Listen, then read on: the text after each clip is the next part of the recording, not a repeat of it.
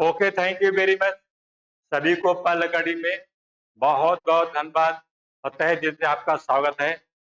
काफ़ी दिन के बाद आपको एक नए तजुर्बे के साथ और एक नई स्फूर्ति और नई शक्ति के साथ में फिर एक इंग्लिश की क्लास में शुरू करने के लिए जा रहा हूँ और इससे पहले कई बाधाओं के साथ मैं आपसे रूबरू नहीं हो पाया, उसके लिए क्षमा चाहता हूँ। लेकिन जो मैंने आपसे वादा किया है, उसे अवश्य निभाऊँगा और उस वादे के साथ में एक नए टॉपिक के साथ फिर मैं जुड़ा हूँ और उस टॉपिक में जैसा कि आप देख भी रहे हैं, वन वर्ड सब्स्टिट्यूशन, अनेक शब्दों के लिए एक शब्द। वास्तव में अगर देखा जाए इंग्लिश की एक पूरी श्रृंखला में वन वर्ड सब्स्टिट्यूशन का इतना ज़्यादा महत्व है कि अगर उसका जितना भी बखान किया जाए, जितनी भी उसकी बात की जाए, जितनी भी चर्चा की जाए, वो कम नहीं होती है। तो वन वर्ड सब्स्टिट्यूशन की क्या आवश्यकता थी इंग्लिश के अंतर्गत? तो हमें अपने विद्यार्थियों से इस बात को सबसे पहले ये बात के बारे में बताना है कि वन वर्ड सब्स्टिट्यूशन क्या है और वन वर्ड सब्स्टिट्यूशन की क्या ज़रूरत है? वो ज़रूरत और फिर ये सब्स्टिट्यूशन जो बनाया गया है, क्या इसका भी कोई तरीका है जिस तरीके से हम लोग इन सारी चीज़ों को सीख लेते हैं, जान लेते हैं? तो वन वर्ड सब्स्टिट्यूशन की एक बहुत बड़ी चर्चा होगी और जो सबसे पहले हम वे क्वेश्चन आपके सामने रखेंगे, जो क्वेश्चन आपको पहले 4 से 6 परीक्षाओं में दिए गए हैं और मैं इस श्रृंखला में कम से कम 100 वन वर्ड सब्स्टिट्यूशन की पूरी चोट पर चर्चा करूंगा और पूरा उसका स्टडी कराऊंगा और बहुत आसान तरीके से आपको उन्हें याद कराने का एक तरीका जो तरीका बना मतलब ट्रिक, वो भी आपको समझाता चलूंगा। प्रत्येक शब्द का जो अर्थ है वो कैसे लंबे समय तक मेरे दिमाग में रहे, उसे भी मैं बताऊंगा। और इतना जरूर याद रहे कि जब भी कोई चीज पढ़ो इंग्लिश के अंतर्गत, तो अपने साथ में एक कलम कापी का होना बहुत आवश्यक है, क्योंकि हम देखते रहते हैं कि बार बार वीडियो खोलते हैं, कोई चीज भूल जाते हैं, लेकिन जब कोई कापी पर कोई चीज लिखी होती है तो बार बार ऐसी हमारे पास नौबत समस्या, कभी कभी पढ़ते पढ़ते हम सो गए और कुछ झपकी ली, फिर नींद खुल गई, फिर दिमाग में आया कि यार मैं वन वर्ड सब्स्टिट्यूट याद कर रहा था, उसका अर्थ में भूल गया। अब पूरा वीडियो फिर खोलेंगे और फिर वो दिमाग लगाएंगे, अगर किसी कापी पे लिखा हुआ है तो फट से गए और देख लिया और बस फिर हैप्पी मूड में हो गए और फिर मेमोराइज हो गया। तो इस तरीके से वन वर्ड सब्स्टिट्यूशन के विषय में सबसे पहले वन वर्ड सब्स्टिट्यूशन क्या है, तो इसका जैसा कि पहले अर्थ से ही तो प्रकट हो रहा है, ये खुद ही टाइटल बता रहा है अपना कि वन वर्ड सब्स्टिट्यूशन। तो कहता है हिंदी में कहते हैं कि अनेक शब्दों के लिए एक शब्द, मतलब वर्ड, ये यही वन वर्ड है, यही वन वर्ड लिखा, अनेक शब्दों के लिए एक शब्द। अब बात आती है कि इसकी क्या उपयोगिता है, इसका क्या महत्व है, क्या जरूरत है। चलो मैं उपयोगिता और महत्व को आपकी परीक्षा के लिए मैं इस चीज को और जोड़ रहा हूँ। घबराइए नहीं, परेशान नहीं है कि इस चीज को बड़ा धैर्य से सीखिए। जब भी मैंने जितनी भी क्लासें पढ़ाई अंग्रेजी की, तो आपने देखा होगा कि मैंने अपने पढ़ा धैर्य से। आप हम उससे इतने दूर हो, भले ही हम आपको देख पा रहे हो, लेकिन मैं आपके मस्तिष्क को और आपकी आत्मा को दोनों को देख रहा हूँ, पढ़ रहा हूँ, क्योंकि मैं भी एक किसी समय एक स्टूडेंट था और गुरुजी बताया करते थे कि एक पढ़ाने वाला टीचर जो होता है वो अपने मस्तिष्क को जो नहीं दिखते हैं उनके भी मस्तिष्क को देख सकता है और उनको परख सकता है। यही एक टीचर में एक आइडियोलॉजी होती है। तो मैं अपनी पूरी आइडियोलॉजी के साथ में आपको बता रहा हूँ तो कहाँ पे उपयोगिता है। तो कहने का मतलब है कि इसकी उपयोगिता सबसे पहले देख लें वन वर्ड सब्स्टिट्यूशन की नंबर 1 और नंबर 2 और नंबर 3, यही मैं आपको तीनों बातें पहले से बता दूं कि क्या उपयोगिता है। तो सबसे पहले आती है बात की, जब हम कहीं अपनी स्पीच, तो कहता है बोलने में सबसे ज्यादा जो है हमें वन वर्ड सब्स्टिट्यूशन की होता हो कि हमें ज्यादा शब्द नहीं, किसी चीज की व्याख्या करना, एक्सप्लेन करने वाले शब्दों की जहां पर जरूरत ना पड़े वहां पर हम अपना एक शब्द का प्रयोग कर दें तो ये मेरा स्पीच बन जाता है। तो बोल चाल की भाषा में हम ये कह दें कि भैया मैंने अपना घर छोड़ दिया, तो अपना तो कहते हैं कि वी हैव, कहता है लेफ्ट अवर हाउस। अब हम इतना शब्द ना कह करके हमने केवल अपने शब्द का प्रयोग कर दिया, अबेंडन कर दिया। तो ये कई शब्दों को जहाँ पर प्रयोग कर रहे थे, वहीं पर अपनी भाषा में अपने शब्दों को व्यक्त करने के लिए मैंने एक शब्द का प्रयोग कर दिया। बस तो पहला वन वर्ड सब्स्टिट्यूशन का प्रयोग होता है बोलचाल में, अपनी स्पीच में, स्पीकिंग में, कन्वर्सेशन में, स्पीकिंग, SPEA और KING, स्पीकिंग में। ये कहता है कन्वर्सेशन में, SATI, कन्वर्सेशन में। ऐसे इस तरीके से स्पीच में, अपनी स्पीकिंग में, कन्वर्सेशन में इस चीज का बहुत उपयोग होता है। तो पहली बात ये मैंने बता दी। कहता दूसरा भाई, वन वर्ड सब्स्टिट्यूशन का क्या उपयोग? हाँ, इसका भी एक जगह और बहुत अच्छा उपयोग है। कहाँ? कहता है कि जो हमें correct, CORRECT, correct spelling, SPELLING, correct spelling. जब कहता है परीक्षा MTS में, लोअर CGL में और CHSL में जो हमारी परीक्षा होती हैं, रेलवे की भी जो ग्रुप की परीक्षा इंग्लिश में आती हैं, कभी हमने देखा आर्मी की जो क्लर्क ग्रेड की परीक्षा आती, तो कई परीक्षा में देखा है कि कई ऑप्शन में दिया होता है और कहता है कि पिक आउट या सेलेक्ट, कहता है करेक्ट स्पेलिंग। तो जहां पर शुद्ध बर्तनी वाला शब्द चुनना होता है, तो वन वर्ड सब्स्टिट्यूशन से ही शब्दों का सबसे अच्छा चुनाव होता है, क्योंकि यहाँ वन वर्ड सब्स्टिट्यूशन में जो शब्द प्रयोग किए जाते हैं बहुत ही अहम होते हैं, बहुत महत्वपूर्ण होते हैं। उन शब्दों का प्रयोग ही करेक्ट स्पेलिंग, मतलब शुद्ध बर्तनी। अगर हिंदी देखें तो हम ये क्या लिखते हैं? शुद्ध वर्तनी। शुद्ध वर्तनी में शब्दों का बहुत अच्छा प्रयोग होता है। तो एक तो वन वर्ड सब्स्टिट्यूट पढ़ रहे हैं शुद्ध, हमें अब शुद्ध वर्तनी का भी मुझे सही सही से उसका अध्ययन हो रहा है। कितनी अच्छी बात है। चलिए नंबर 3 कहता है और भैया कहाँ पे इसका प्रयोग होता है? हाँ, इसका भैया तीसरा प्रयोग और है, बहुत महत्वपूर्ण प्रयोग है। कहता है कि हमने कन्वर्सेशन में प्रयोग कर लिया, करेक्ट स्पेलिंग में प्रयोग कर लिया, नंबर 3 कहाँ पे करें? कहता है कि जहां मुझे इस बात की आवश्यकता पड़े कि हमें कौन सा शब्द और किस स्थिति के लिए और कैसा बोलना है, तो जो उपयुक्त दशाएं हैं, मतलब सुटेबल कंडीशन, SUI और TABLE, सुटेबल कंडीशन, उपयुक्त शर्त, suitable condition. One word substitution ही बता पाता है कि शब्द की उपयोगिता और उसकी सही यथा स्थिति क्या है। Suitable condition of word, of words, शब्दों की उपयुक्त दशा जो है, ये वन वर्ड सब्स्टिट्यूशन के हिसाब से ही होती। अब हमने कहते हैं कि भाई प्रत्येक जगह हम ये बोल दें कि भाई ऐसा है वॉक माने चलना होता है, ठीक ठीक ठीक है, चलना है। अगर कहते हैं घुटनों पर चलना, फिर क्या होगा? फिर कहते हैं कि भाई ऐसा करो, घुटनों पर, कहते हैं हाथों के बल चलना, क्या होगा? तो कहते हैं कई तरीके से अलग अलग। कहते हैं कि एक ऐसा होता है कि कोई भैया आग से डरता है, तो कहता है कि कोई दूसरा व्यक्ति होता है तो सांप से डरता है। तो डर तो सभी में है, लेकिन स्थितियां वेरिएबल हैं। तो प्रत्येक वेरिएबल स्थिति के लिए, अलग अलग कंडीशन के लिए हमें उपयुक्त जो शब्द का चुनाव होता है, और वो हमारा सुटेबल कंडीशंस ऑफ वर्ड, ये वन वर्ड सब्स्टिट्यूशन से ही होता है। इसलिए वन वर्ड सब्स्टिट्यूशन बहुत ही महत्वपूर्ण होता है। चलिए मैं तो आपको ये बात बताई। चलिए आगे पेज बताते हैं कि भैया ये बताओ कि वन वर्ड सब्स्टिट्यूशन जो होता है वो कितने प्रकार का होता है। चलिए मैं प्रकार की बात भी कर रहा हूं। वन वर्ड सब्स्टिट्यूशन कितने प्रकार का होता है, चलिए इसका भी बात मैं आपसे कर लूं।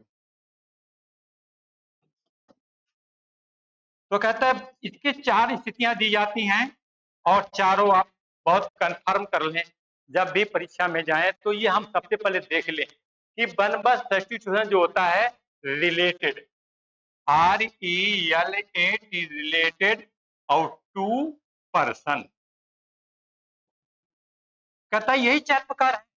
वन वर्ड सब्स्टिट्यूशन को 4 तरीके से अलग अलग भेदगत वर्णन किया गया है, तो 4 इसके प्रकार है। तो कहता है कोई व्यक्ति से संबंधित होगा वन वर्ड, जैसा कि एक व्यक्ति जो है पुस्तकों से प्रेम करता है, कहता है बन्हु, और कहता है loves the books, Banhu loves the book, जो पुस्तकों से प्रेम करता है बोलो क्या होगा? तो व्यक्ति होगा। तो बोले बिब्लियोफाइल, मतलब पुस्तक प्रेमी, ऐसे ये व्यक्ति से संबंधित बात। तो कहते हैं कि रिलेटेड टू पर्सन, ठीक कहता है। और ठीक कहता है दूसरा, ठीक कहता है related, related to place, PLACE, कहता है स्थानीय पर्सन माने व्यक्ति से संबंधित होता है। कोई व्यक्ति क्या कर रहा है, उसके लिए प्लेस माने स्थान, स्थान। अब कहते हैं कि भैया ये बताओ, कहता है where the birds and the animals live, कहता है ऐसा बताओ जहाँ भैया जो पक्षी रहते हो और छोटे जीव जंतु भी रहते हैं। तो कहते हैं क्या वो मिलेगा, कहता है चिड़ियाघर मिलेगा। तो स्थानित होगा, ये प्लेस स्थान से संबंधित होती है। नंबर 3 कहता है फिर क्या होता है, हाँ पर्सन है, प्लेस है, कहता है वस्तु related, RELAT related to thing, वस्तु से संबंधित। तो कहता है तीसरा जो होते हैं, कहता है तीसरा प्रकार का जो वन वर्ड सब्स्टिट्यूशन होता है वो आपका वस्तु से संबंधित होता है। क्योंकि जो ही वस्तु है, कहते हैं कि मैंने आपसे कोई एक बात कह दी और उसमें कहे कि ये बताओ कि कहता है ए पर्सन और the who like the most thing, ऐसे बताओ जो कहता है बहुत अधिक चीजें पसंद करता है। तो बताओ बहुत अधिक चीजें जो पसंद करने वाला व्यक्ति क्या होगा, कहता है कि वो डियरेबल लवेबल होता है। तो वो थिंग जो वस्तु पसंद की जाए तो थिंग के लिए, तो थिंग के लिए वस्तु का प्रयोग ये कर देते हैं वस्तु। और चौथा प्रकार का होता है रिलेटेड, RELAT रिलेटेड और टू एक्शन, ACTION, और ये क्रिया से संबंधित होते हैं। चार प्रकार के ये आपके वन वर्ड सब्स्टिट्यूशन होते हैं। पहला प्रकार का वन वर्ड सब्स्टिट्यूशन कहता है पर्सन से संबंधित होता है, किसी व्यक्ति से संबंधित कोई शब्द। फिर कहता है कि दूसरा कहता है प्लेस से संबंधित, तीसरा कोई वस्तु से संबंधित, चौथा एक्शन क्रिया गतिविधि स्थिति से संबंधित। तो ये चार प्रकार के भेदगत वर्णन जो है वन वर्ड सब्स्टिट्यूशन का किया गया है। ठीक है, हम आपको बहुत ज्यादा समय न लेते हुए, क्योंकि आप काफी समझदार हैं मुझे लग भी रहा है, और हम आगे क्वेश्चन की ओर ले चल रहे हैं। इस तरीके से क्वेश्चन हमारे सामने परीक्षा में दिया जाता है। और जब भी परीक्षा देने के लिए जाएं, भले ही आप उस समय, कभी कभी होता है कि आज कल परीक्षा होनी है और फिर मैंने कहा कि कुछ अंश पढ़ने को बाकी रह गया और समय मेरे पास बचा नहीं है और 2 घंटे बाद 3 घंटे परीक्षा होनी है। तो कभी कभी देखा है कि फील्ड में बैठे बैठे लोग पढ़ते हैं, कहते गाड़ी यात्रा कर रहे हैं तब भी पढ़ रहे होते हैं, और फिर पढ़ते पढ़ते छोड़ा कि फला चैप्टर पढ़ने को लग गया, फला चैप्टर पढ़ना गया। ये आदत जो होती है कहीं ना कहीं से तुम्हें एक बहुत बड़ा फियर पैदा करती है, डाउट पैदा कर देती है। यही चीजें आपके हृदय में आकर के कहता है कि ब्लड प्रेशर बढ़ा देती है। मैंने देखा है हाई ब्लड प्रेशर बढ़ जाता है, अरे ये चीज रह गई, ये पढ़ नहीं पाया, ये परीक्षा में आ गया तो क्या होगा। नहीं, उस समय आप गहरे चिंतन में आप सोचो कि फला टॉपिक से क्वेश्चन आएगा तो ऐसा आएगा, यहाँ से मैंने पढ़ा था फला टॉपिक से क्वेश्चन पढ़ा था, ये क्वेश्चन आएगा, यहाँ तक मुझे याद है। और फिर देखो कि फला टॉपिक कौन सा टॉपिक ऐसा है जहाँ से कोई क्वेश्चन मैंने पढ़ा था मुझे याद नहीं है, फिर वही चीज खोल करके देखो। बस ऐसे आप कम समय में परीक्षा के समय आपके अंदर ये जो डर है, जो आपके अंदर जो घबराहट है, ये सब दूर हो जाएगी। और परीक्षा में जब बैठे उस समय तो बिल्कुल बस जो होगा अच्छा होगा, जो करेंगे वो मैं अच्छा कर रहा हूँ, बाद बाकी तो सब हमारी मेहनत है, बाद बाकी सब हमारी अच्छी तैयारी है और मैं लड़ने के लिए तैयार हूँ, बस रेडी। तो देखते हैं पहला क्वेश्चन क्या कहता है आपके सामने। इस तरीके से आपसे क्वेश्चन करता है, तो कहता है select the option that can be used as a one word substitution, जो तो हिंट दिया गया है for the given group of words. तो कहता है कि शब्दों के समूह के लिए एक शब्द दिया गया है, उसके लिए उपयुक्त शब्द का चुनाव करना है आपको। तो कहता है कि the analysis of a person, कहता है किसी भी व्यक्ति के, और क्या पर्सन कहता है हैंड राइटिंग, जो कोई ये शब्द लिखा है, किसी व्यक्ति के कहता है चरित्र को, कहता है व्यक्तित्व को केवल उसके हस्तलेखन के द्वारा, हस्तलेख के द्वारा कहता है क्या करना है, कहते है जानना है, एनालाइज विश्लेषण करना है। किसी व्यक्ति के हस्तलेख के द्वारा मतलब हैंड राइटिंग के द्वारा और उसके व्यक्तित्व का जो मूल्यांकन किया जाता है वो कहता है टू डिटरमाइन, कहता है निर्धारित किया जाता है, निश्चित किया जाता है, टू हर कहता पर्सनालिटी माने व्यक्तित्व, कहता है वो कहता है कि ऐसा व्यक्ति जिसका हस्तलेख के द्वारा और उसके व्यक्तित्व का जो है विश्लेषण किया जाता है, उसके लिए एक शब्द क्या होगा। तो सबसे पहले हम ऑप्शन पे जाएं, परीक्षा में जाने तो पहले जैसे पढ़ो पहले अपने ऑप्शन देख लो। तो हम आपको पढ़ाते चले जाएंगे और बता सब चारों वक्त को हम जब बताएंगे तो आप खुद भी जान जाएंगे। ये लिखा है न्यूमिस्मैटिक्स, मतलब होता है मुद्रा का अध्ययन, स्टडी ऑफ कॉइन, इसको कहते हैं तो मुद्रा का अध्ययन। इसका अर्थ होता है मुद्रा का अध्ययन। ये मुद्रा का अध्ययन दिया गया। अब कहते हैं ये क्या लिखा है, ग्राफोलॉजी। ये तो ग्राफोलॉजी लिखा हुआ है। तो ग्राफोलॉजी मतलब होता है कि एक ऐसा व्यक्ति कहता है जिसके हाथ लेखन, तो कहता है कि हाथ लेखन, ग्राफोलॉजी माने हाथ लेखन, ठीक। और उसके द्वारा, हाथ लेखन के द्वारा, पूरा अर्थ है ग्राफोलॉजी मतलब होता है हाथ लेख के द्वारा व्यक्ति के मानसिकता का अध्ययन, ये चीज कर ली जाती है। ये देखो चीजें गई। तो कहने का मतलब देखा गया हाथ लेखन के द्वारा आपकी राइटिंग कैसी है, मैं जान जाता हूं कि आपके अंदर कैसी क्रिएटिविटी है। क्रिएटिविटी का गुण कौन सा आपके अंदर, ये हाथ लेखन बताता है।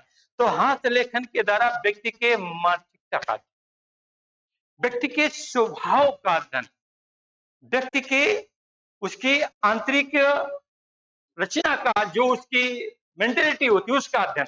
तो ये अध्ययन, यही मानसिकता, यही एनालाइज कर रहा था। यहाँ से एनालाइज, हैंड राइटिंग, ये एनालिसिस। तो हाथ लेखन के द्वारा व्यक्ति की मानसिकता का अध्ययन। तो देखो एनालाइज द पर्सन, व्यक्ति के हाथ लेखन को सुनिश्चित करने के लिए उसके व्यक्तित्व का पता लगाना। तो हाथ लेखन के द्वारा ये आप जो ऑप्शन बी दिया गया, ऑप्शन। फिर लिखा हुआ है फिलोलॉजी। तो कहता है फिलोलॉजी में क्या होता है, ये होता है भाषा का अध्ययन। ये भाषा का मतलब स्टडी ऑफ लैंग्वेज, ये कहता है स्टडी ऑफ लैंग्वेज, ये भाषा का अध्ययन दिया गया है। और कैलीग्राफी, कैलीग्राफी माने होता है सुंदर एवं कलात्मक, सुंदर एवं कलात्मक लेखन कला, इसको कहते हैं सुंदर एवं कलात्मक लेखन कला। तो देखो कलात्मक, सुंदर एवं कलात्मक लेखन कला। चलिए मैं याद करा देता हूं। यहाँ एक ऑप्शन जो पहले दिया गया था न्यूमिस्मेटिक, तो हमें मेटेरियल, न्यूमिस्मेटिक मतलब होता है, ये आपका न्यूमिस्मेटिक देगा। मैट्रिक ये मुद्रा का अध्ययन है। ये क्वाइंस, जो सिल्वर क्वाइंस है, गोल्ड क्वाइंस है, लेदर क्वाइंस है, जो क्वाइंस होते हैं ना, आयरन क्वाइंस है, स्टील क्वाइंस, क्वाइंस माने मुद्रा का अध्ययन, और उसके मूल्य का अध्ययन न्यूमिस्मेटिक कहलाता है। ग्रेफोलॉजी, ग्रेफोलॉजी पहले बात तो ये समझ ले कि ये देखो देखो लॉजी शब्द लगा हुआ है, ये देखो लॉजी, ये लॉजी, ये लॉजी, ये ग्रेफी दिया गया।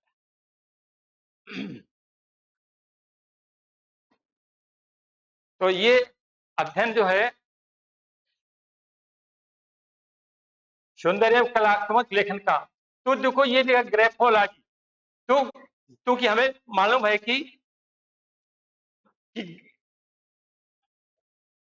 ये ग्रेफ, तो कहता है कि जब हमें कहता है कि बताओ यह ऐसा है कि जलवायु इस वर्ष का कैसा रहा है, उसका पूरा ग्राफ फिगर से बताओ। कहता है कि ऐसा है कि जो मुद्रा में बाजार में जो चढ़ाव आ रहा है, जो उतार आ रहा है, उसका ग्राफ के माध्यम बताओ। तो ये ग्रेफोलॉजी तो बना हुआ है।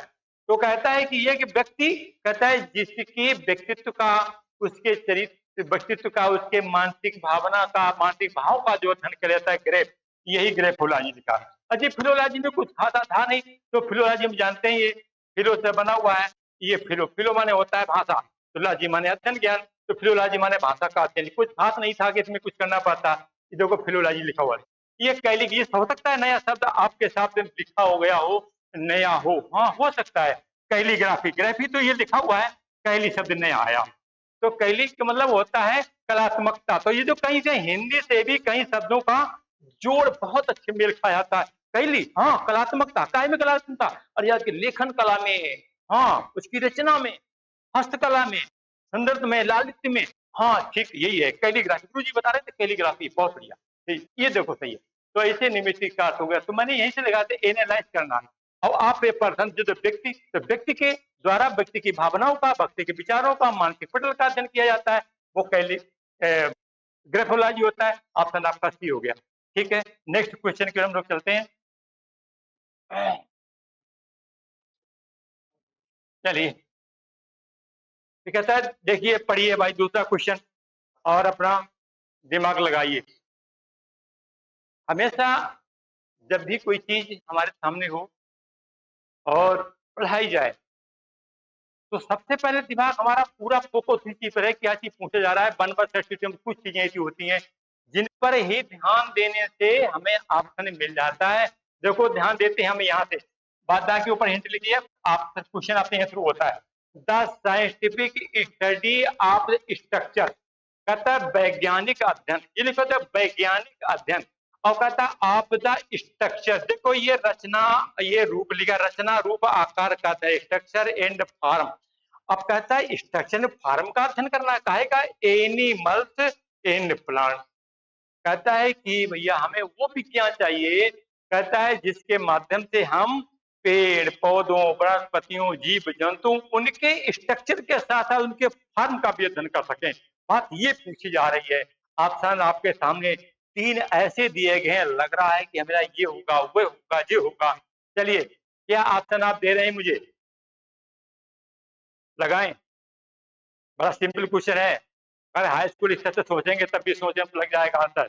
पहले सबसे पहले जूलॉजी,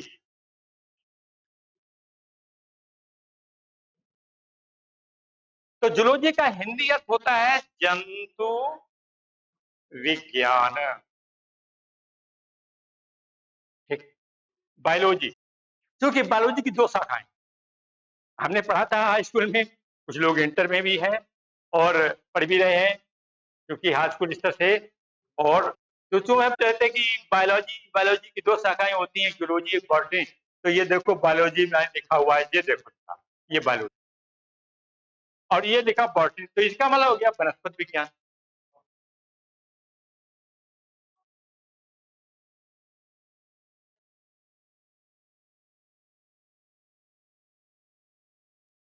और इसका नाम हो गया है जीव विज्ञान। इतना सा अंतर है। जीव विज्ञान के दो शाखा, वनस्पति विज्ञान और जंतु विज्ञान। और ये मार्फोलॉजी, हमें पढ़ा है कि मार्फो, ये देखो मार्फो मतलब ही होता है, कहता है स्टडी ऑफ स्ट्रक्चर। मार्फो, मार्फो का मीन्स अगर कहीं देखेंगे डिक्शनरी में तो पता मिल जाएगा, तो मिल जाएगा। तो इस शब्द को भी आपको लाजी शब्द लिखा, हमें कोई मतलब नहीं है, ज्ञान अध्ययन भाषा के लिए होता है। ये मार्फो शब्द को पढ़े देख लो, तो मार्फोई का मतलब ही होता है MOR और PHO, मार्फो। ये मार्फो माने होता है रूप, रूप कामा आकार। देख लो ये रूप, मार्फो मतलब होता है रूप आकार। तो रूप आकार ये पूछा था, स्ट्रक्चर एंड फॉर्म, तो ऑप्शन बी से। कितना आसान था, केवल पढ़ना जरूर था।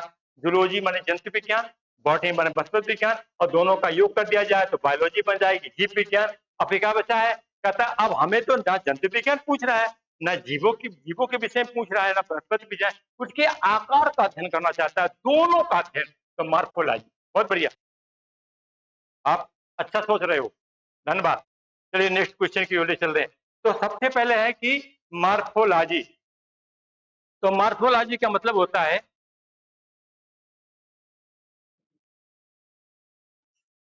जीव व पादप के रूप रचना का अध्ययन, ये अध्ययन ये चाहता है। तो कहता है जीव व पादप के रूप रचना का जो अध्ययन किया जाता है, जो आकारिकी के अंतर, मार्फोलॉजी ने होता है, मार्फो माने आकार, आकारिकी देखो लिखा मैंने, रूप ये आकार देखो लिखा, आकारिकी है, तो आकारिकी के अध्ययन करना है, मार्फोलॉजी हो गया। तो एक बार दिमाग में सेट कर लिया, वन बाय सेफ्टी। कोई क्वेश्चन नंबर 3 पढ़िए आप, पहले देखिए क्या दिया जा रहा है। जहां से लिखा हुआ आप आती, यहीं से क्वेश्चन है आपका प्रारंभ होता है। ऊपर वाला हिंट दिया गया, ए सरपेंट हैविंग मैनी हेड, कहता है ये कोई सर्प है और उसके कई फन, हेड माने वही फन, इसको अगर देखें तो फन, क्योंकि सांप से बात की जा रही है। कहता है ए सरपेंट, एक रेंगने वाला प्राणी था, यहाँ पर सर्प से बात की जा रही है। सर्प कहता है ए सर्पेंट, और सर्पेंट कहता है हैविंग मैनी, कहता है एक सर्प जिसके कई सर, कई फन हो। वही आपने देखा होगा कि श्री कृष्ण यमुना जी में और उनके फनों के ऊपर श्री कृष्ण बैठे हुए हैं, तो एक सर्प के कई फन ऐसे, जैसे क्षीर सागर में विष्णु भगवान है, और कई फन उनके ऊपर, कहता है एक छाया बनाए हुए, एक अम्ब्रेला की आकृति को बनाए हुए, तो वही है हेड माने फन। कहता है इन ग्रीक मैथोलॉजी, ग्रीक पौराणिक कथाओं में, अच्छी पौराणिक कथाओं की जब बात की जाती है तो मतलब होता है एक ऐसा जिसका कोई सही प्रमाण नहीं है, लेकिन उसके विषय में लोगों की कोई मानता है, ये मैथोलॉजी, पौराणिक कोई मानता है, लेकिन वो कोई चीज प्रमाणित नहीं है, और वो चीज आज भी हमारे सामने एक कोई कथा के रूप में या फिर कहीं ना कहीं कोई एक कहानी का रूप ले लेती है। हाँ ऐसा था, वो ऐसा था, एक राजा था, फिर वो, हाँ एक ऐसा बहुत भारी प्रेत था, तो ऐसी बातें करते रहते हैं। तो ये सरपेंट हैविंग मैनी हेड्स, और कहता है कि इन ग्रीक मैथोलॉजी, तो कहता है कि कई सर्प, तो फिर लिखा, पहला लिखा था हाइड्रा, पहला आंसर लिखा हुआ हाइड्रा, फिर लिखा पैथन, फिर लिखा कोबरा, और कहता इयोप्शन। सबसे खतरनाक जो होता है सांपों में से वो होता है इयोप्शन, मतलब विशेष एक विशेष प्रकार, मतलब एक स्पेशल काइंड ऑफ सरपेंट, और जो बहुत अधिक जहरीला होता है, एक विशेष प्रकार का, विशेष प्रकार का जहरीला सांप। ये देखो सांप, ये एक विशेष इयोप्सी, सबसे जहरीला सांप यही होता है, तो एक विशेष प्रकार का जहरीला सांप हो गया। ये तो कोबरा रोज पढ़ते रहते हो, है, ये भी एक विषधर है, इसको कहेंगे विषधर, कोबरा को विषधर कहा जाता है। पाइथन, अजगर, जिसको कहा जाता है हिंदी में अजगर, बहुत बढ़िया, अच्छे से आंसर दे रहे हो, अजगर। तो कहने कि ये अजगर है जो सबसे अधिक वजन वाला और सबसे अधिक आकार में बड़ा, ये पाइथन होता है। कोबरा ज्यादा बड़ा नहीं होता है, लेकिन हाँ विषकारी बहुत होता है, पॉइजन बहुत होता है। ये कहता है यूरोपियन, यहाँ आता है, ये एक प्रकार का है जो कोबरा से भी कहीं ज्यादा जहरीला होता है, अपने आसपास नहीं है, लेकिन कहीं अफ्रीका के ऐसे ब्राजील के जंगलों में इसका मिलता है। ये लिखा हाइड्रा, हाइड्रा का हाई स्कूल में जब जंतु विज्ञान आप पढ़ रहे थे, वहां पर देखा था एक विशेष प्रकार का पादप था, और जिसमें कई सर थे, ऐसे पत्तियां ऐसी सर बनते थे, ऐसे निकला करते, तो वही हाइड्रा बता रहा है। तो कहता है एक पौराणिक मान्यता के अनुसार, कहता है एक सर जिसके कई फन हो उसे क्या कहा जाता है, हाइड्रा। ऑप्शन आपका पहला सही होगा, ये हाइड्रा। इसका हिंदी में देखेंगे तो कई फनों वाला सर्पर, ये पौराणिक मान्यता के अनुसार है, ये लिखा था, ये माइथोलॉजी हाइड्रा का। ठीक है, तो इसमें कोई कठिनाई भी नहीं थी। ए सरपेंट, पहले तो एक सांप है, बड़ी बात तो यही देख लें कि कई आ, ऐसा तो नहीं सांप में तो एक ही फन वाले सब सांप हैं, कोई है, हाँ कहते कि एक पौराणिक मान्यता थी ग्रीक में, यूनानी में, और जहां का देखे थे कि कई सर्प, एक सांप के कई फन थे। तो कहता है कैसे, कहता है ऐसे ऐसे जैसे हाइड्रा नामक एक पौधा होता है पादप जगत में, उनमें जितने भी सर निकलते हैं सब ऐसे फन ऐसे निकलते हैं, फन ऐसे, उसी प्रकार के वो मान्यता के अंदर उसको ले लिया गया, तो हाइड्रा का आंसर दे दिया आपने, बिल्कुल सही आंसर है। नेक्स्ट क्वेश्चन की ओर चलते हैं हम लोग, और आपको धन्यवाद भी देते चले, लेकिन याद रखें आज की वीडियो से आपको बहुत कुछ मिलने वाला है, और इसे शेयर जरूर कर दें अपने साथियों के साथ में, अपने मित्रों के साथ में, और लाइक भी करें और सब्सक्राइब भी करें। नेक्स्ट क्वेश्चन की ओर आपको ले चल रहे हैं। देखिए यहां से पढ़ते हैं सबसे पहले, यह क्वेश्चन यहां शुरू होता है, a word number or other figure that looks the same when कहता ब्यूट, उसके अंदर लिखा है आर कहता रोटेट अपसाइड डाउन। ये क्वेश्चन बहुत है, ये परीक्षा में आपको 2 साल पहले आ चुका है क्वेश्चन, ये आपके यहाँ लगाओ इसका दिमाग, देखें कहां पे आप पहुंच पाते हो, सोचिए इसे।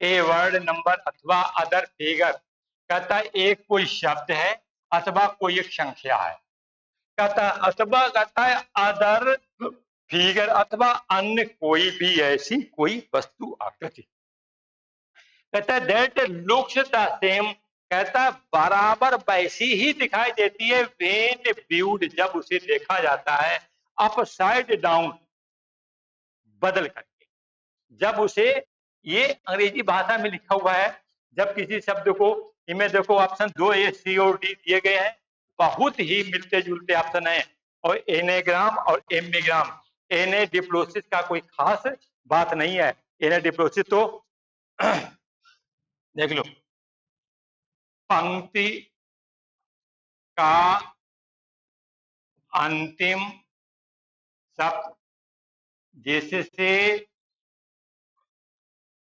पंक्ति का अंतिम शब्द जिससे नया वाक्य बनता है, ये होता है एने डिप्लोसिस। जैसे बता दें भैया ऐसा है, हमने एक बात लिखी है, जैसे कहा जाए कि लव इज ब्यूटी, BEAUTY, हमने लिख दिया है कि लव इज ब्यूटी, कहता है प्रेम ही सौंदर्य है, और अंतिम शब्द इस पंक्ति का वाक्य का क्या था, ब्यूटी था, और मैंने क्या किया, काला इसी ब्यूटी को उठा दिया, लिखा दिया कि BEAUTY, ब्यूटी, और लगा दिया इज ग्लोरी, GLORY, बात समझ गए। तो यही लिखा है, कहता है एने डिप्लोसी मतलब पंक्ति का अंतिम शब्द जिससे नया वाक्य बनता है, तो लव इज ब्यूटी एक सेंटेंस था, इसका अंतिम शब्द ब्यूटी था, ब्यूटी से ही मुझे एक वाक्य बनाना था, तो ब्यूटी इज ग्लोरी ये बन, जैसे कुछ कहते हैं और दूसरा बना दें, कहता है कि लव इज लाइफ, ठीक है, फिर यही लाइफ जो मिल गया उसी वाक्य बनाना मुझे, कहता है कि लाइफ इज लाइट, LIGHT, कहता है जीवन ही तो प्रकाश है, तो लाइफ इज लाइट, नहीं लव इज लाइफ, कहता है लव इज लाइफ, अंतिम शब्द लिखा था लाइफ, ये तो इसी से मैंने दूसरा भाग बना दिया, बस यही बात हो गई, इसी को कहते हैं एनाडिप्लोसिस। बात समझ आ गई होगी, एनाडिप्लोसिस में क्या होता है, कहता है पंक्ति का अंतिम शब्द जिससे नया वाक्य बनता है, एनाडिप्लोसिस कहलाता है, तो लव इज ब्यूटी, और इस वाक्य का अंतिम शब्द कौन सा है, ब्यूटी है, और ब्यूटी से ही मुझे वाक्य बनाना था, तो कहता है ब्यूटी इज ग्लोरी, तो ये बन गया। अब आगे बनाएंगे तो ग्लोरी से बनाएंगे ऐसे। दूसरा हमने बता समझाया आपको, लव इज लाइफ, कहता है प्रेमी तो जीवन है, हाँ, तो फिर कहता है वही लाइफ, फिर कहता है लाइफ क्या, लाइफ इज लाइफ, जीवन ही तो प्रकाश है, कहता है जहाँ ज्ञान है वहीं लाइफ है, वहीं जीवन है प्रकाश है, तो ये लाइफ से बन गया, यही लाइफ, यही आपको एने डिप्लोसिस कहलाता है। ये फिर तो ये शब्द हो गया, समझ आ गया। ये कहता है एलिटरेशन, एलिटरेशन होता है हिंदी में पढ़े तो अनुप्रास, अनुप्रास, इसका अनुप्रास, पहले वाला अनुप्रास होता है कि repetition of letter, repetition of letter, जैसे कि हम लोग हिंदी में पढ़े थे, मोदित महिपत मंदिर आए, हिंदी समझ लो, अंग्रेजी को समझने के लिए कोई कठिन नहीं चीज है, मैं आपको बहुत समझा दूंगा, हिंदी से अंग्रेजी, अंग्रेजी से हिंदी। चलिए अनुप्रास, तो जैसे हिंदी में कहा जाता, मुदित महीपति मंदिर आए, ये तो आपने पढ़ा था, तो देखो शब्द का पहला वर्ण वही दूसरे वर्ण से शब्द के, और वही तीसरे शब्द के पहला, तो माँ का यहाँ पर पुनरावृत्ति, ये देखो ये यही अनुप्रास, जब किसी, हम यही पे कहते हैं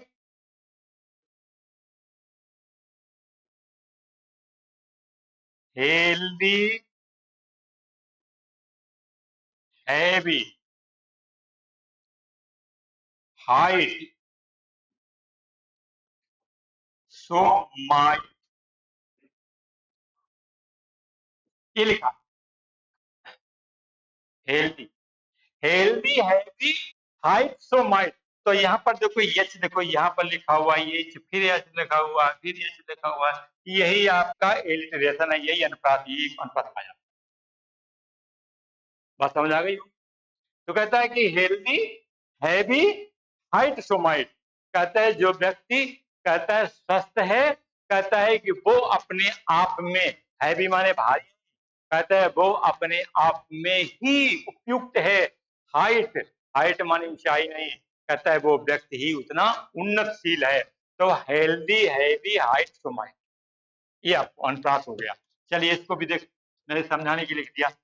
फिर कहता है एनेग्राम, फिर लिखाता है एम्बीग्राम।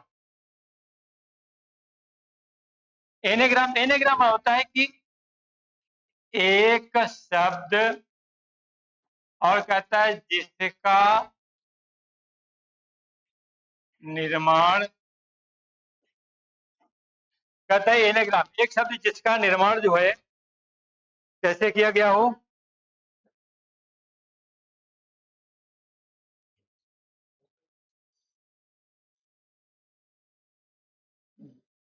वर्ण, वर्ण का लेटर, एक शब्द जिसका निर्माण लेटर को बदलने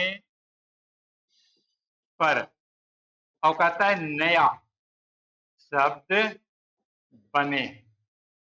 कहता है एक शब्द जिसका निर्माण, कहता है कि उसके लेटर को बदलने पर नया शब्द बन जाए, तो कहता है वो एनेग्राम होगा। तो जैसे एनेग्राम देख लो, जैसे कहीं लिखा हुआ है PEARL, पर्ल, क्या इसका बन सकता है? नहीं बनेगा। तो जैसे ये दो शब्द बता दें, ठीक है, मतलब गलत लिखा हुआ है, पील, और पील को बदल करके लिख सकते हैं तो लीप हो जाएगा, LEAP, ये देखो लीप, ये देखो यही शब्द है। कहता है एक शब्द जिसका निर्माण लेटर को बदलने पर नया शब्द बन जाए, तो हमने लेटर कहा पील लिखा हुआ था, लेटर को बदल दिया, ये लीप हो गया, ऐसे बन जाता है। जैसे मूड, जैसे लिखा हुआ था मूड है, हमने बदला लेटर तो भी बन गया डूम, DOOM, देखो डूम बन गया, देखो मूड का डूम, ये हिंतक, ये मूड भाव था, वो हिंतम चला गया। तो कहने मतलब ऐसा एक शब्द जिसका निर्माण लेटर को बदलने से नया शब्द बन जाए, वही एनेग्राम कहलाता है। ये है डिफरेंट। अब देखिए एम्बीग्राम, एम्बीग्राम का हिंदी देख लो।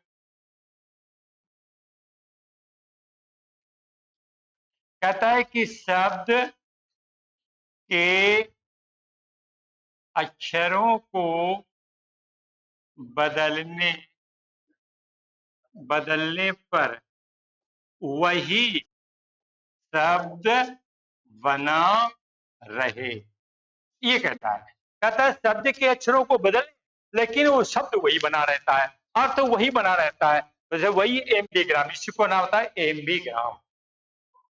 अक्षरों के बदलने पर कहता है वही शब्द वही अर्थ बना रहता है।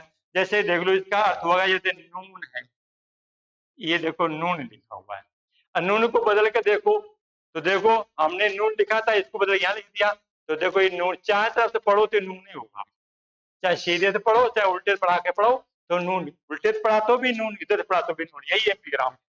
अब देखो, अब उसमें ऑप्शन क्या कहता है, अप साइड डाउन, कहता है कि उसको शब्द को कहता है पहले हमने सीधा, अब कहता है पीछे से मैंने पढ़ा, जब पीछे से शब्द को जब मैंने पढ़ा तो कहता है वो वैसा ही, जो लिखा लुक द सेम, ये लुक द सेम, वैसा ही शब्द बना रहा। और जब हमने उसको उल्टा पढ़ा, नून को हमने पढ़ा उल्टा करके, ये नून था तो ये डबल, बस यही देखा, यही एम्बिग्राम, ऑप्शन डी से, ये ऑप्शन डी था, इस तरीके से लिखना था एम्बिग्राम।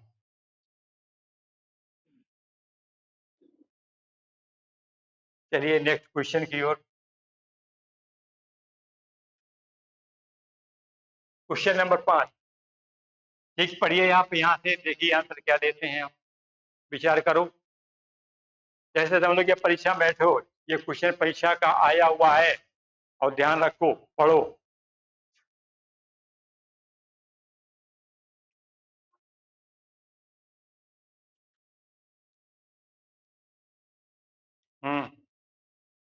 कहता है one who brings a legal action, कहता है ये व्यक्ति जो, कहता है कोई वैधानिक कार्रवाई करता है, कहता है अगेंस्ट समवन और इन कोर्ट, कहता है एक ऐसा व्यक्ति जो किसी व्यक्ति के विरुद्ध में कोई वैधानिक कानूनी कोई कार्रवाई करता है। तो कानूनी कार्रवाई करने के लिए किसी कोर्ट में जाता है तो उसके लिए हमको एक शब्द चाहिए। तो सबसे पहले हमें साफ जो विकल्प दिए गए हैं उन विकल्प के मुझे जब अर्थ आ जाएंगे तो हम ही पता लगा पाएंगे, अन्यथा मुझे पता लगाना कठिन होगा।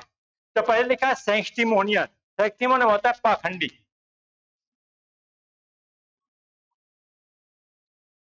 अगर क्या देखिए अंग्रेजी में कहता है वन हुई इज्यूम्स, कहता है कि one who assumes a shape of a sanction person, कहता है एक ऐसा व्यक्ति जो पवित्रता का रूप धारण कर लेता है लेकिन होता नहीं, ऐसा पाखंडी कहा जाता है। ये कहता है कि न्यूमिस्मेटिक शब्द पीछे अभी पहले वाला में आया था, ये न्यूमिस्मेटिक आता है मुद्रा शास्त्र, ये मुद्रा शास्त्र की बात है, न्यूमिस्मेटिक मुद्रा शास्त्र। ये कहता है प्रैग्मेटिस्ट, प्रैग्मेटिस्ट माने होता है अभिमानी, अभिमानी, किसी को कह दें कि दम्भी भी होता है। ये लिखा प्लेंटिव, इसका मतलब होता है अभियोगी, अभियोगी। ये देखो लिखा होगा, देखो विचार करके कौन सा ऑप्शन सही होगा। जब हिंदी मालूम होगी तभी आप कुछ निकाल पाओगे। सैंक्टिमोनियस कहता है ये person who always shows the action of the good personality manner and character but he is not so that is seems, कहता है एक व्यक्ति जो कहता है दिखता जो है लेकिन वैसा करता नहीं है, ना ऐसा कुछ वो ना ऐसा कुछ उसके अंदर होता है, तो दिखावे वाला व्यक्ति होता है, वही पाखंडी लिखा हुआ है। न्यूमिस्मेटिक माने मुद्रा शास्त्र होता है, मुद्रा का अध्ययन किया जाता है इसमें। प्रैग्मेटिस्ट माने अभिमान या दम्भी होता है। प्लेंटिव माने होता है अभियोगी, क्योंकि आता है लीगल एक्शन अगेंस्ट, तो कहता है वैधानिक कोई का इन द कोर्ट, तो कोर्ट देखो ये लिखा अभियोगी होगा, तो कोर्ट ऑप्शन आपका डी लग गया, ऑप्शन सी, ये प्लेंटिव होता है। कितना बढ़िया ऑप्शन था आपके लिए। चलिए इसी की श्रृंखला में कल हम फिर जितने भी क्वेश्चन बचे हुए हैं, हमें 100 वन वर्ड सब्स्टिट्यूशन अगर आप पढ़ लेते हो पूरे मन से, तो मैं वादा करता हूं जो परीक्षा आपकी होगी, तो भले 50 जो क्वेश्चन जो पढ़ा रहा हूं पहले सीरीज में, वो 50 क्वेश्चन आपके पीछे परीक्षाओं के आए हुए क्वेश्चन है, वो मैं आपको हल करा रहा हूं। वो एमटीएस के, लोअर सीजीएल के, सीजीएल के, वो सब एग्जाम के पीछे हैं। धोखा ना करें कि मैं पढ़ा रहा हूं तो ऐसे ही, मैं ऐसा नहीं पढ़ा रहा हूं, मैं विधिवत उसी पढ़ा रहा हूं जो परीक्षा में जैसे क्वेश्चन आए थे मैंने उसका प्रयत्न करा रहा हूं, और इसके बाद में मैं वो अध्ययन कराऊंगा जो आगे परीक्षाओं के लिए भी बहुत महत्वपूर्ण है। थैंक यू वेरी मच, फिर मिलेंगे, और तब तक मेरे साथ बने रहें, आप जुड़े रहें, हमारे वीडियो को शेयर करना मत भूलें और सब्सक्राइब मत करना भूलें। मैं आपके लिए एक दिन चमत्कार अंग्रेजी का दिखा दूंगा। Thank you very much.